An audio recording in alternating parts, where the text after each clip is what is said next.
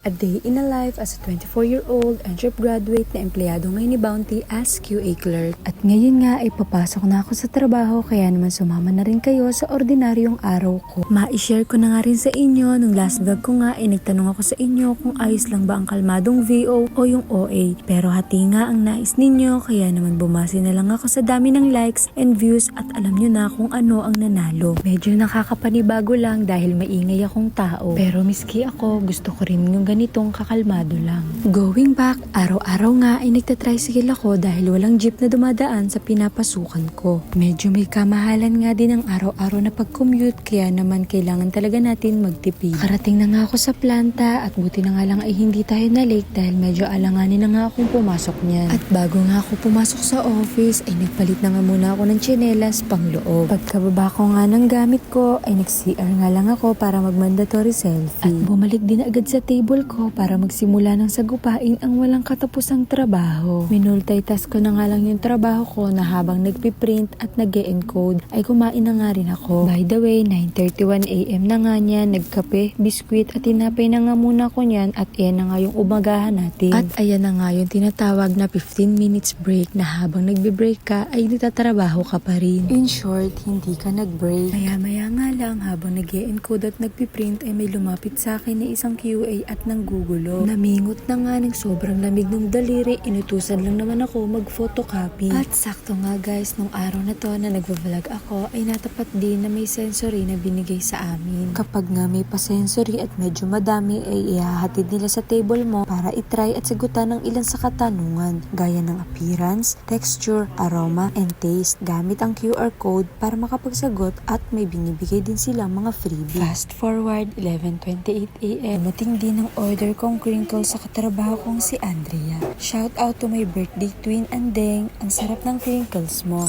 Saktong 12 PM ay umidlip na nga muna ako at pagkagising ko ng 12:40 ay tsaka pa lang ako nag-lunch. Dahil hindi talaga ako umiidlip after kumain dahil feeling ko nga ay busog na busog ako at feeling ko ay puno ng hangin yung tiyang ko pagkagising. Siya pala, ang ulam ko nga pala dyan ay ang gulay kaya parang feeling ko that time ay gusto ko nga sanang magkape kaso nga ay walang tubig mainit sa dispenser. At alauna na nga kaya naman continuation na nga ulit tayo sa pagpiprint at pag-encode. 2:05 PM ay naisipan ko na nga na magtimpla ulit ng kape dahil may tubig na nga. Maya-maya ngay may lumalapit ulit na QA at may hinihingi naman. At nung araw nga na to guys ay sobrang sakit na nga ng binti ko kaya naman nag-iika-ika ako kapag naglalakad. At kapag nga ganitong mga ordinaryong araw ay maghapon nga lang ako nakaupo at nag-e-encode. Kaya naman mahalaga na dapat ay nag-iinat-inat tayo kahit papaano. At dahil nahiya na naman nga ako sa pagmumukha ko kaya naman nag-face mask na ulit ako. Yes guys, hindi nawawala sa akin ng face mask dahil kapag pakiramdam ko nahihiya ako sa mukha ko, nagsusuot lang ako neto. Na madalas nga sinasabi nila na mabaho daw yung katabi ko kaya ako naka-face mask pero hindi po totoo yun. Going back, finally done printing na at kung mapapansin niyo, sobrang kapal nga ng piniprint ko kada linggo. After ko nga makapag-print ay nag-encode na nga ulit ako pero iba naman nga ito. At dahil sa mga sunod-sunod nga na araw na naging busy ako sa mga meetings at lagi ako naka-SM, ay talaga naman natambakan ako ng mga encoding ko pero okay lang dahil lately naman ay bumibilis na rin naman ako mag-type. At buti na nga lang ay 4:41 na nga noong mga oras na yon dahil hindi ko na nga rin talaga natitiis yung sakit ng binti ko. Kaya naman nung nagsaktong 5 PM ay umuwi na nga rin ako. Mabuti na nga lang ay agad din naman ako nakasakay ng tricycle pa uwi. Kaya naman hanggang dito na lang muna ulit tayo. Thank you for watching. Keep safe and dry and bye!